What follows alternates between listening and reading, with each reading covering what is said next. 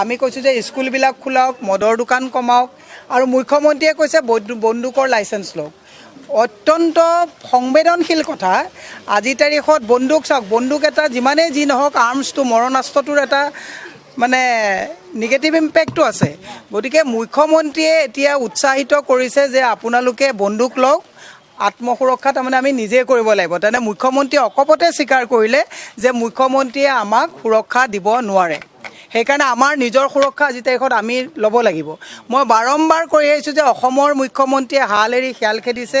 নিজৰ যিটো নৈতিক দায়িত্ব তাৰ পৰা পলায়ন কৰি কাৰ ঘৰ ভাঙা, কাৰ দল ভাঙা, কোন সভাপতি হ'লে ভাল হ'ব, এইবোৰ কথাত কৈছে। আজি গুৱাহাটী এক ৰাতি বৰষুণত এতিয়া গাড়ী নিব নোৱাৰা অৱস্থা হৈছে। মই সেইকাৰণে কৈছোঁ, অসমৰ অভিভাৱকসকলক কৈছোঁ যে মুখ্যমন্ত্ৰীয়ে যিটো বন্দুক ল'বৰ কাৰণে অনুজ্ঞাপত্ৰ দিবৰ কাৰণে যিটো উৎসাহিত কৰিছে, ই ভৱিষ্যত প্ৰজন্মৰ কাৰণে অশনি সংকেত। মুখ্যমন্ত্ৰীয়ে আজি কিছুদিনৰ আগত কৈছিলে যে আপোনালোকে বিলাতী মদ খাওক, দেশীয় সুৰা খাব নালাগে। মদ খাবলৈও যুৱ প্ৰজন্মক উৎসাহিত কৰিছে। গতিকে এনেকুৱা মুখ্যমন্ত্ৰীৰ স্বাধীনতাৰ পিছত পাইছে নেকি যে আপোনালোকে ঘৰুৱা মদ খাব নালাগে, বিলাতী মদ খাওক, আপোনালোকে বন্দুকৰ অনুজ্ঞাপত্ৰ লওক। গতিকে মুখ্যমন্ত্ৰীক মই কৈছোঁ যে আপুনি কেৱল বিজেপিৰ মুখ্যমন্ত্ৰী নহয়, অসমৰ মুখ্যমন্ত্ৰী। মই অসমৰ দায়িত্বশীল নাগৰিক হিচাপে আপোনাক আহ্বান জনাইছোঁ, আপুনি ক'ত গৌৰৱ গগৈ পাকিস্তান গৈছিলে এই মিছা আৰু ফাঁকি কথাবিলাক কৈ থাকিব নালাগে। আপুনি পুলিচক কণ্ট্ৰল কৰক, পুলিচে সুৰক্ষা যে দিব পাৰে। আৰু পুলিচক আজি উদঙাই দিছে নহয়। আজিতো মই কৈছোঁ যে পুলিচে চাগে লাজত চাগে তেওঁলোকে চাগে নিজে আজি তলমূৰ কৰিবলগীয়া হৈছে যে অনুজ্ঞাপত্ৰ আগতেও লাইচেঞ্চ দিয়ে, যাক লাগে সেই লাইচেঞ্চৰ কাৰণে এপ্লিকেশ্যন ফৰ্ম ভৰি পেলাই লিগেল প্ৰচিডিউৰত যায়। এতিয়া আকৌ মুখ্যমন্ত্ৰীয়ে মাতিছে যে বন্দুক লাগে যদি আপোনালোকে অনুজ্ঞাপত্ৰ লওক। দুৰ্ভাগ্যজনক কথা। মই সেই কথাটোৱে কৈছোঁ, বাংলাদেশৰ বৰ্ডাৰত ডাবুল ইঞ্জিন চৰকাৰে সুৰক্ষা দিব পৰা নাই। তাৰমানে এতিয়া সুৰক্ষা অসমৰ মানুহে নিজে ল'ব লাগিব। তেওঁ কি এইবিলাক আজে বাজে কথা কয়, হিন্দু মুছলমানৰ কথা কয়। অসম নহয়, ভাৰত এখন ছেকুলাৰ ৰাষ্ট্ৰ। ইয়াত হিন্দু মুছলমানৰ লুডু খেল বুলি ভাবিছে নেকি তেওঁ এইটো কথা? তাৰমানে তেওঁ চেণ্ট্ৰেল গভৰ্ণমেণ্টকো তেওঁ উপহাস কৰিছে। তাৰমানে বৰ্ডাৰতো তেওঁলোকৰ ছিকিউৰিটি কোনো নাই, বৰ্ডাৰ ছিকিউৰিটি ফ'ৰ্চকো তেওঁ উপহাস কৰিছে। গতিকে মই এই কথাটো কৈছোঁ, মুখ্যমন্ত্ৰীয়ে কথা কৈ গৈ থাকোঁতে এফালৰ পৰা যে উলংঘ হৈ গৈ আছে, এই কথাটো তেওঁ বুজি পোৱা নাই। আৰু মুখ্যমন্ত্ৰীৰ লগত যদি এই পবিত্ৰ মাৰ্ঘেৰিটাৰ নিচিনা ফুংফাং মানুহবিলাক লগত থাকে, তে ভাল পৰামৰ্শ ক'ৰ পৰা দিব? অনবৰত কটাক্ষ কৰা, মানুহক লেতেৰা কথা কোৱা, এনেকুৱা ফুংফাং কথা কোৱা মানুহ যদি মুখ্যমন্ত্ৰীৰ কোটাৰীটোত থাকে, মুখ্যমন্ত্ৰীয়ে 100টা ভুল নহয়, এতিয়ালৈকে 100টামান ভুল কৰিছে, 1000টা ভুল 26ৰ নিৰ্বাচনৰ আগত কৰিব। আৰু এই ভুলৰ যিটো উত্তৰ ৰাইজে এইবাৰ 26ত দিব। না চাওক, ৰিপুণ বৰা ডাঙৰীয়াক তেওঁ গম পালে যে গৌৰৱ গগৈ ডাঙৰীয়াৰ কথাটো তেওঁ 10 ছেপ্টেম্বৰত কোনো ধৰণৰ প্ৰমাণ দিব নোৱাৰে। যেনেকৈ ৰাহুল গান্ধী বডি ডাবুলৰ কথাটো তেওঁ প্ৰমাণ দিব নোৱাৰিলে, এই গৌৰৱ গগৈ পাকিস্তানৰ কথাটো তেওঁ প্ৰমাণ দিব নোৱাৰে। গৌৰৱ গগৈ পাকিস্তানলৈ উইথ লিগেল প্ৰচিডিউৰ গৈছে বুলি তেওঁ যোৱাকালি নিজেই কৈছে, 13 চনত গৈছে।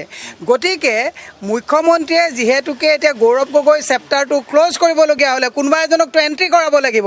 এণ্ট্ৰি ৰিপুণ বৰা ডাঙৰীয়াক কৈছে। মই কৈছোঁ এইটো এণ্ট্ৰিও ভিজিলেন্সত অতি সোনকালে অসমৰ পুলিচ বিভাগেই কওক, ভিজিলেন্সেই কওক, এওঁলোকৰ দক্ষ অফিচাৰ আছে।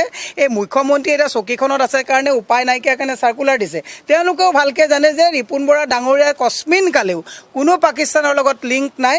এই কথাটো ভালকৈ ভিজিলেন্সেও জানে, ভিজিলেন্সত দক্ষ অফিচাৰ বহি আছে। কিন্তু উপায় নাই, হিমন্ত বিশ্ব শৰ্মাই ঐ DC, ঐ পুলিচ, ঐ সাংবাদিক বুলি ভয় খুৱায়। গতিকে সেইকাৰণে মাতিছে, কিন্তু এইটো ৰফা দফা হৈ যাব।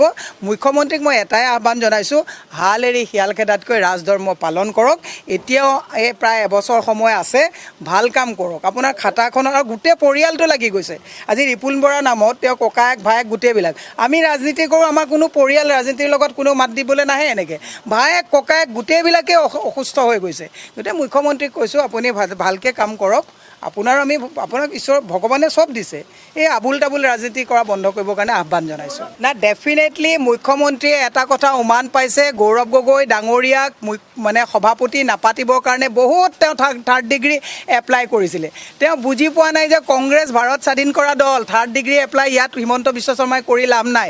বহুত কথা কৈছিলে তেওঁ, কিন্তু নোৱাৰিলে। আৰু এতিয়া তেওঁ উমান পাইছে, আমি গম পাইছোঁ যে নৰেন্দ্ৰ মোদীৰ অফিচত বোলে কথা হৈছে, গৌৰৱ গগৈ সভাপতি হোৱাৰ পিছত মুখ্যমন্ত্ৰী এজন ভাল মুখ্যমন্ত্ৰী বহাব লাগিব, সৰ্বানন্দ সোণোৱালেই হওক দিলীপ শইকীয়াই হওক তেওঁলোকক বহুৱাৰ কুচকাৱাজ কৰা আৰম্ভ কৰিছে গতিকে সেই কথাটোৰতো পুতকটো তেওঁ বিজেপিত তুলিব নোৱাৰে বিজেপিত পুতক তুলিলেতো বিজেপিয়ে উঠাই পেলাব গতিকে এতিয়া সেই গোটেই বিজেপিৰ খংটো গৌৰৱ গগৈ আৰু ৰিপুণ বৰা ডাঙৰীয়াৰ ওপৰত উঠাইছে গতিকে এইটো খং বেছিদিন নীতিকে আপোনালোকে চাই থাকক যে মুখ্যমন্ত্ৰীৰ চকীখন হিলাবৰ কাৰণে নৰেন্দ্ৰ মোদীয়ে এতিয়া কাৰণ গৌৰৱ গগৈক কাউণ্টাৰ কৰিবৰ কাৰণে Himanta Biswa Sarma is not enough তেওঁ চতুৰ পলিটিচিয়ান তেওঁ অংক ভাল জানে কিন্তু ইমেজ বিল্ডিঙৰ ক্ষেত্ৰত একেবাৰে ফ্লপ গুচি গ'ল যিজন মানুহে এটা কথাকে আজি দুমাহ কৈ পেলাই গোটেই অসমখন অস্থিৰ কৰি দিছে অসমত কিমান সমস্যা আছে খোৱা পানীৰ সমস্যা বিজুলীৰ সমস্যা ৰাস্তা ঘাটৰ সমস্যা নিবনুৱা সমস্যা এতিয়া আজি দেখিছে অৰুণোদয় মানুহবিলাক ওলাই আহিছে অস্থিৰ হৈ গৈছে আজিৰ অসমখন সেইখিনি সময়ত তেওঁ মুখ্যমন্ত্ৰীয়ে